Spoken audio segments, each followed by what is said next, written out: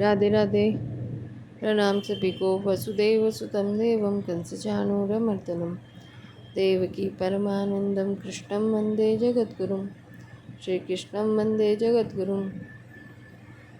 पिछले वीडियो में श्लोक संख्या 4 तक की चर्चा हुई थी। अब आगे 5वें श्लोक से परमात्मा और उनकी शक्ति प्रकृति के संयोग से उत्पन्न होने वाले जीव प्रकृतिजन्य गुणों से कैसे बनते हैं, इस विषय का विवेचन आगे के श्लोक से आरंभ करते हैं। सत्वं रजस्तम इति गुणा प्रकृति संभवा निबध्नन्ति महाबाहो देहे देहिनमव्ययम्। हे महाबाहो, प्रकृति से उत्पन्न होने वाले सत्व रज और तम ये तीनों गुण अविनाशी देही जीवात्मा की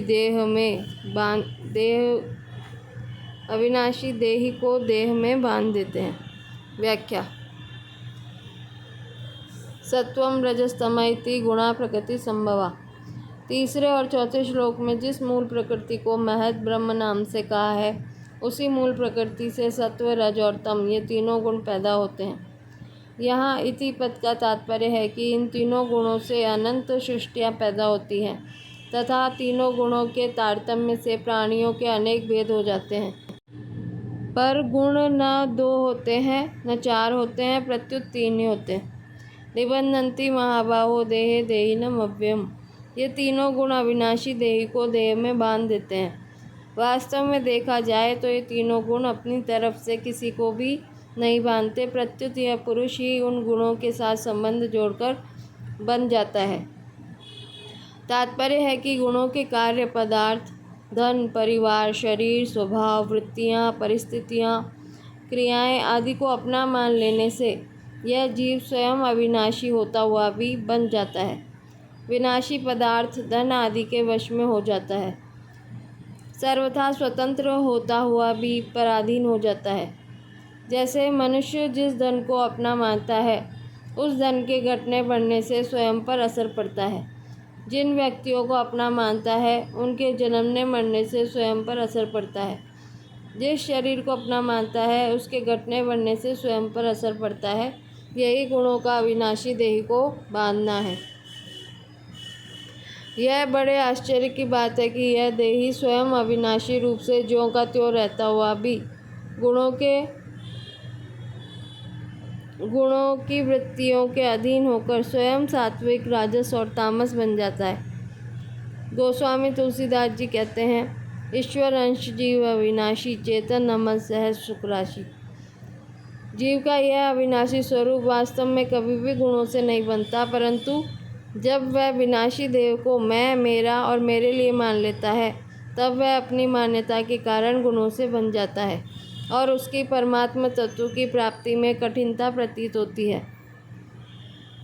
देहाभिमान के कारण गुणों के द्वारा देह में बन जाने से यह तीनों गुणों से परे अपने अविनाशी स्वरूप को नहीं जान सकता।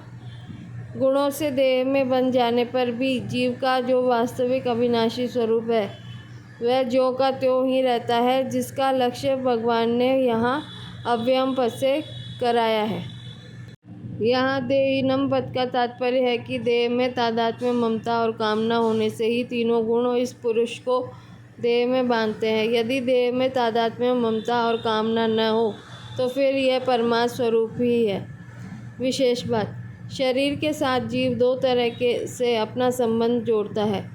पहला, अभेद भाव से अपने को शरीर में बैठाना, जिससे मैं शरीर हूँ ऐसा दिखने लगता है, और भेदभाव से शरीर को अपने में बैठाना, जिससे शरीर मेरा है ऐसा दिखने लगता है। अभेद भाव से संबंध जोड़ने से जीव अपने को शरीर मान लेता है, जिसको अहमता कहते हैं, और भेदभाव से संबंध जोड़ने से जीव शरीर को अपना मान लेता है, जिसको ममता कहते हैं। इस प्रकार शरीर से अपना संबंध जोड़ने पर सत्व, रज और तम तीनों गुण अपनी वृत्तियों के द्वारा शरीर में अहमता, ममता दृढ़ करके जीव को बांध देते हैं। जैसे विवाह हो जाने पर पत्नी के पूरे परिवार के साथ संबंध जुड़ जाता है, पत्नी के वस्त्र आभूषण आदि की आवश्यकता अपनी आवश्यकता प्रतीत होने लगती है।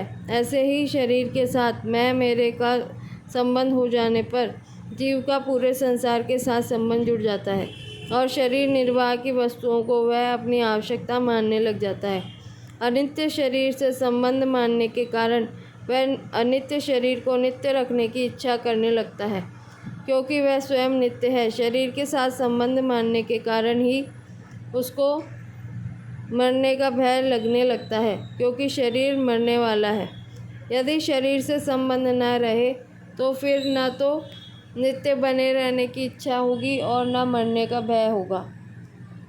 अतः जब तक नित्य बने रहने की इच्छा और मरने का भय है, तब तक वह गुणों से बंधा हुआ है। जीव स्वयं अविनाशी है और शरीर विनाशी है। शरीर का प्रतिक्षण अपने आप वियोग हो रहा है। जिसका अपने आप वियोग हो रहा है, उससे संबंध विच्छेद करने में क्या कठिनता और क्या उद्योग। उद्योग है तो केवल इतना ही कि स्वतः वियुक्त होने वाली वस्तु को पकड़ना नहीं है, उसकी न पकड़ने से अपने अविनाशी गुणातीत स्वरूप का अपने आप अनुभव हो जाएगा। परिशिष्ट भाव। प्रकृति से पैदा होने के कारण सत्व, रज और तम ये तीनों गुण प्रकृति विभाग में ही हैं, परंतु प्रकृति के कार्य शरीर से अपना संबंध मान लेने के कारण ये गुण अविनाशी चेतन को नाशवान जड़ शरीर में बांध देते हैं।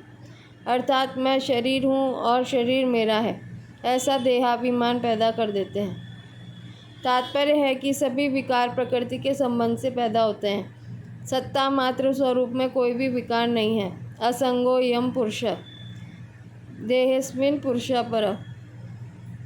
विकारों के कारण ही जन्म मरण होता है। वास्तव में गुण जीव को नहीं बांधते, प्रत्युत जीव ही उनका संग करके बन जाता है। अगर गुण बांधने वाले होते तो गुणों के रहते हुए कोई उनसे छूट सकता ही नहीं, जीवन मुक्त हो सकता ही नहीं। पूर्व श्लोक में भगवान ने सत्व, रज और तम इन तीनों गुणों के द्वारा देही के बांधे जाने की बात कही। उन तीनों गुणों में से सत्व गुण का स्वरूप और उसके बांधने का प्रकार आगे के श्लोकों में बताते हैं।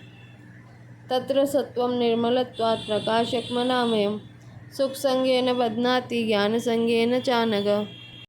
हे पाप रहित अर्जुन, उन गुणों में सत्वगुण निर्मल स्वच्छ होने के कारण प्रकाशक और निर्विकार है। वह सुख की आसक्ति से और ज्ञान की आसक्ति से देह को बांधता है। व्याख्या। तत्र सत्वम निर्मलत्वात्। पूर्व श्लोक में सत्व, रज और तम इन तीनों गुणों की बात कही। इन तीनों गुणों में सत्वगुण निर्मल है। तात्पर्य है कि रजोगुण और तमोगुण की तरह सत्वगुण में मलिनता नहीं है। प्रत्युत यह रजोगुण और तमोगुण की अपेक्षा निर्मल स्वच्छ है। निर्मल होने के कारण वह परमात्म तत्व का ज्ञान कराने में सहायक है। प्रकाशकम। सत्वगुण निर्मल स्वच्छ होने के कारण प्रकाश करने वाला है। जैसे प्रकाश के अंतर्गत वस्तुएं साफ साफ दिखती है, ऐसे ही सत्वगुण की अधिकता होने से रजोगुण और तमोगुण की वृत्तियां साफ साफ दिखती है। रजोगुण और तमोगुण से उत्पन्न होने वाले काम, क्रोध, लोभ, मद, मत्सर्य आदि दोष भी साफ साफ दिखते हैं। अर्थात इन सब विकारों का साफ साफ ज्ञान होता है। सत्वगुण की वृद्धि होने पर इंद्रियों में प्रकाश, चेतना और हल्कापन विशेषता से प्रतीत होता है, जिससे प्रत्येक पारमार्थिक अथवा लौकिक विषय को अच्छी तरह समझने में बुद्धि पूरी तरह कार्य करती है और कार्य करने में बड़ा उत्साह रहता है। सत्वगुण के दो रूप हैं। पहला शुद्ध सत्व, जिसमें उद्देश्य परमात्मा का होता है, और दूसरा मलिन सत्व, जिसमें उद्देश्य सांसारिक भोग और संग्रह का होता है। शुद्ध सत्वगुण में परमात्मा का उद्देश्य होने से परमात्मा की तरफ चलने में स्वाभाविक रुचि होती है। मलिन सत्वगुण में पदार्थों के संग्रह और सुख भोग का उद्देश्य होने से सांसारिक प्रवृत्तियों में रुचि होती है, जिससे मनुष्य बन जाता है। मलिन सत्वगुण में भी बुद्धि सांसारिक विषय को अच्छी तरह समझने में समर्थ होती है। जैसे सत्वगुण की वृद्धि में ही वैज्ञानिक नए नए आविष्कार करता है, किंतु उसका उद्देश्य परमात्मा की प्राप्ति न होने से वह अहंकार, मान, बड़ाई, धन आदि से संसार में बंधा रहता है। अनामयम। सत्वगुण रज और तम की अपेक्षा विकार रहित है। वास्तव में प्रकृति का कार्य होने से यह सर्वथा निर्विकार नहीं है। सर्वथा निर्विकार तो अपना स्वरूप अथवा परमात्मा तत्व ही है जो कि गुणातीत है। परमात्मा तत्व की प्राप्ति में सहायक होने से भगवान ने सत्वगुण को भी विकार रहित कह दिया है। सुख संगेन बध्नाति ज्ञान संगेन चानघ। जब अंतःकरण में सात्विक वृत्ति होती है, कोई विकार नहीं होता, तो एक सुख मिलता है, शांति मिलती है। उस समय साधक के मन में यह विचार आता है कि ऐसा सुख हरदम बना रहे, ऐसी शांति हरदम बनी रहे, ऐसी निर्विकारता हरदम बनी रहे। परंतु जब ऐसा सुख, शांति, निर्विकारता नहीं रहती, तब साधक को अच्छा नहीं लगता। यह अच्छा लगना और अच्छा न लगना ही सत्वगुण के सुख में आसक्ति है, जो बांधने वाली है। जब सत्व, रज और तम, इन तीनों गुणों का, इनकी वृत्तियों का, विकारों का साफ साफ ज्ञान होता है और साधक को ऐसी बहुत सी आश्चर्यजनक बातों की जानकारी होती है जो पहले कभी जानी हुई नहीं होती, तब साधक के मन में आता है कि वह ज्ञान हरदम बना रहे। यह ज्ञान में आसक्ति है जो बांधने वाली है। मैं दूसरों की अपेक्षा अधिक जानता हूँ, यह अभिमान भी बांधने वाला होता है। इस तरह सत्वगुण सुख और ज्ञान के संग से साधक को बांध देता है, अर्थात उसको गुणातीत नहीं होने देता।